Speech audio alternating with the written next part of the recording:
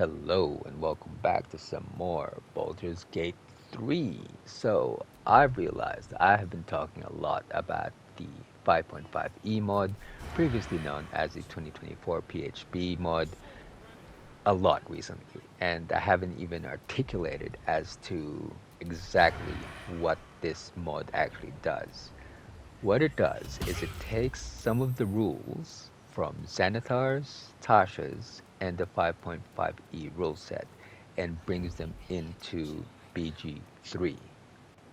Now, some of the changes are pretty significant and it makes the game feel brand new again, for me anyway, for someone who's had at least a couple of thousand hours in this game.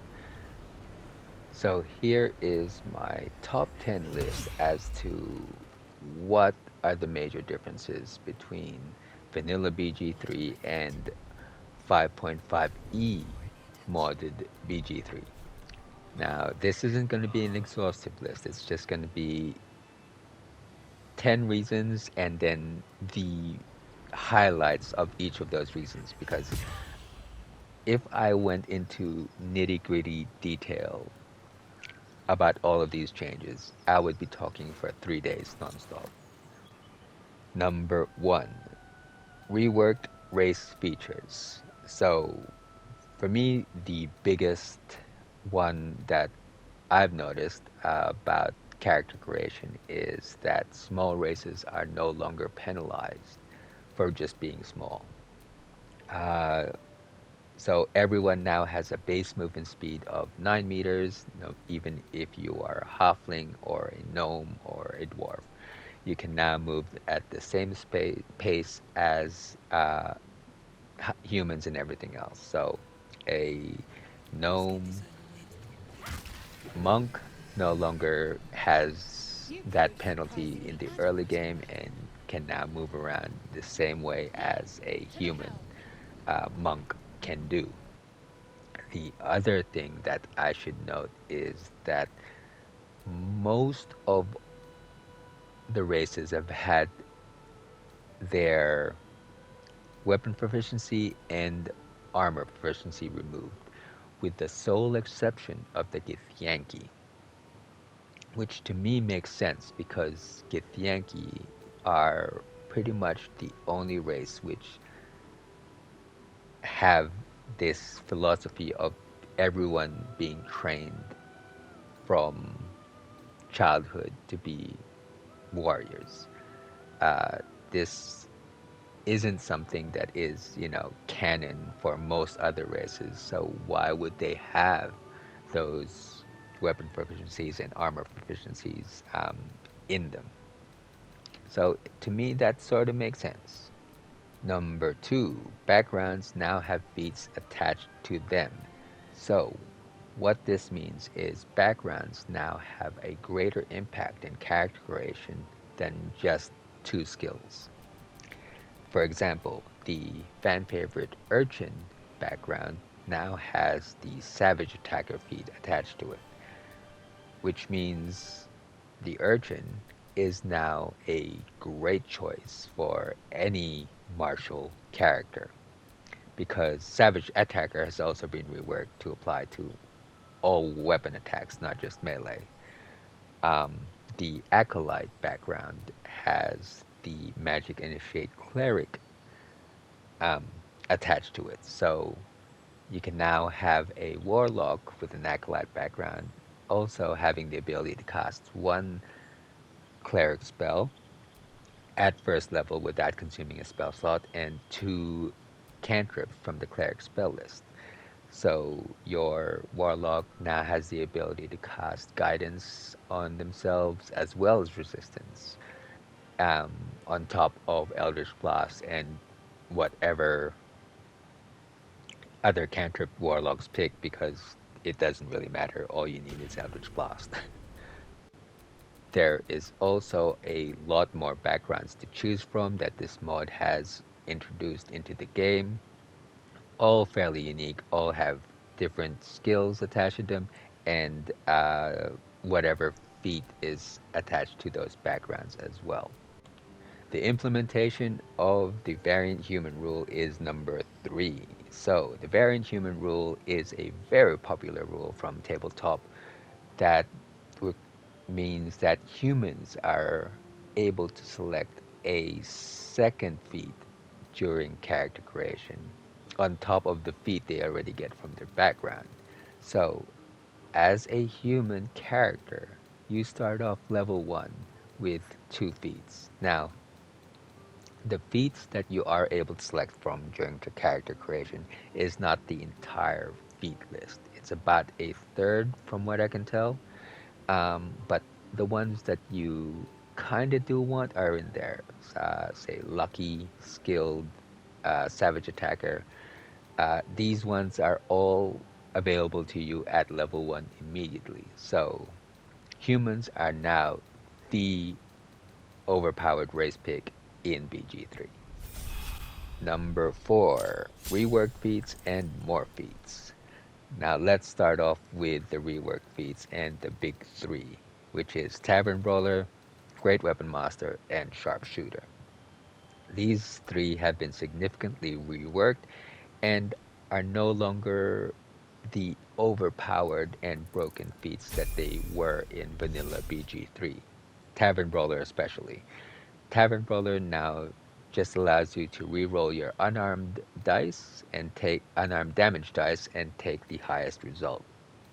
Sharpshooter no longer applies the -5 penalty and +10 damage. It just now allows you to shoot ranged weapons faster and removes the penalty from shooting them in melee. And Great Weapon Master is the one that has kind of stayed similar. It allows you to do a bonus action attack if you kill another creature and applies a damage bonus to your attacks if you use a two-handed weapon. That includes both melee and ranged. But this bonus is now limited to your proficiency modifier. There is also a plethora of new feats to choose from. I have not even had a chance to even look at some of the feats uh, that have been implemented. There's so many. There's so many guys. um, and yeah, I am pretty sure someone out there has been can do a build that uses some of the more esoteric ones. But yeah, there's so much content here. I'm not even joking. Number 5, reworked movement. The biggest takeaway from here is jumping no longer consumes a bonus action. Your jumping distance is still determined by your movement and strength, but yeah, it no longer consumes a bonus action. And I'm pretty sure this is one of those features which can and will be exploited by the community in some way, shape, or form. I'm not too sure how, but this is just a feeling that I get from it, and I'm here for it. I want to see it. I want to see someone jumping all around the map because they can. Number 6, rework potions and magic items. Now, the main talking point here is, of course, the elixirs of Hill Giant Strength and the Club of Hill Giant Strength. These items no longer give you a strength score of 21. So all of those builds that allowed you to dump strength and basically depend on your addiction to elixirs of Hill Giant Strength or wielding around a club of um, Hill Giant Strength no longer works. This mod now limits the bonus to strength to +4 to your current strength score. So yeah, all the we now have to think about how we can replicate the builds that we had with vanilla BG3 utilizing the elixirs of Hill Giant Strength and Club of Giant Strength in this new mod. which is one of the things I love about this game. You know, how to rethink new ways of solving the problem. And yeah, this is why BG3 is one of my forever games. Number 7, loading property has been implemented into NetBG3 in this 5.5e mod. So, loading property is something that crossbows and guns have. What this means is if you have multi-attack, you need to use a bonus action to reload the weapon and then fire again. So, there are feats that remove this requirement and are necessary if you're going to build around a character that uses those weapons. So, again, builds now have to be rethought to see whether or not it is still possible for them to work while still using these weapons and having to pick one feat over another. Again, one of those things that makes this game a forever game. And number 8, rework classes and 4 new classes on top of that. So each of the 12 original classes have been reworked. Again, I cannot go into detail into all of them, but the highlights. Cleric, for example, any subclass can now gain access to heavy armor proficiency and martial weapon proficiency at level 1, no matter which subclass you pick. So we can now expect trickster clerics to be running around in plate mail and wielding great swords, which I think is something everyone wants to see. Wizards now get 2 spells uh, based on their school of magic, always prepared uh, per level. So that means you have more spells ready to go. These 2 spells are separate from your prepared spells in your spell book. So again, you become more powerful uh, being able to pick utility spells, but also having, you know, your signature damage spells always prepared for, say, if you're an evocation wizard. Again, makes wizards a little bit more of that utility spell caster that they were always known for in tabletop. As for the 4 new classes, they are in no particular order: the Artificer, the Gunslinger, the Illrigger, and the Scion. And each of these classes also have subclasses underneath them. This mod is massive in its scope. Yeah, again, there's so much to talk about there. I can't even begin. It'll be a week of content for each of those subclasses by itself. So yeah, lots of content. Number 9, reworked subclasses. So not only have the base class been reworked, each and every subclass underneath of those classes have also been reworked. Now, I cannot even begin to try and explain each and every one of those reworks because, again, I would be here forever. But if you really want it and you ask for it, I guess I'll do it. Um, but for now, highlights. The Thief no longer has 2 bonus actions, which let's all admit is super overpowered. Assassins also get their overpowered ability of having a guaranteed crit on enemies with the surprise condition. That has also been removed. So yeah, now again, these, builds have to be rethought and reimagined to now fit into this new limitations that this mod has implemented, and I'm here for it.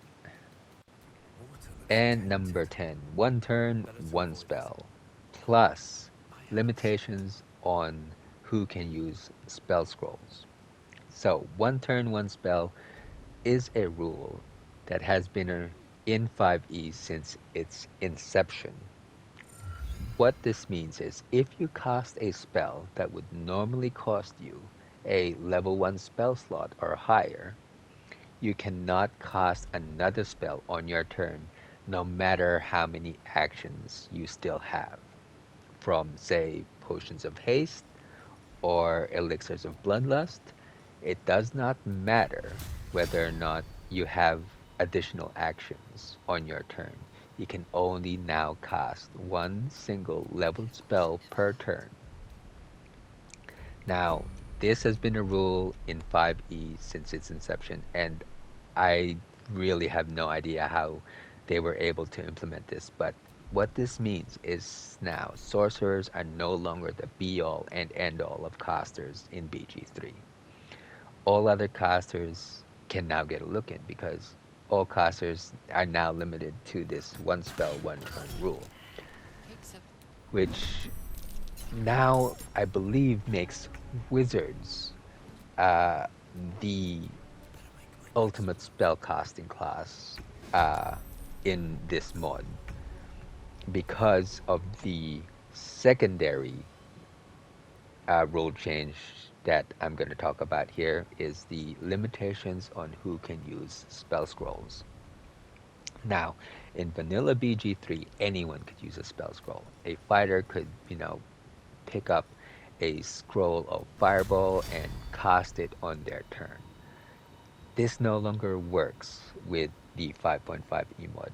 Spells scrolls are now limited to be able to cast by the class that has that spell in their spell list.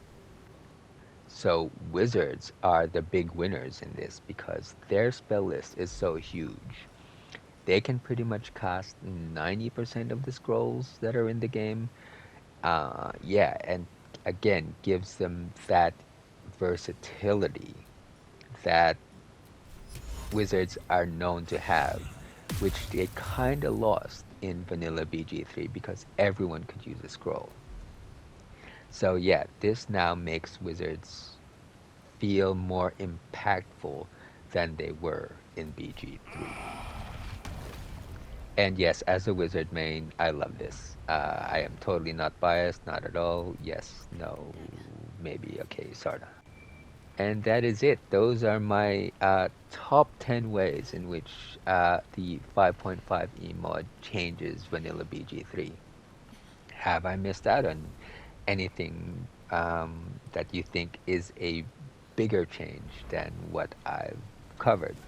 If so, let me know down below. But as always, thanks for watching, and I'll catch you all next time. Cheers.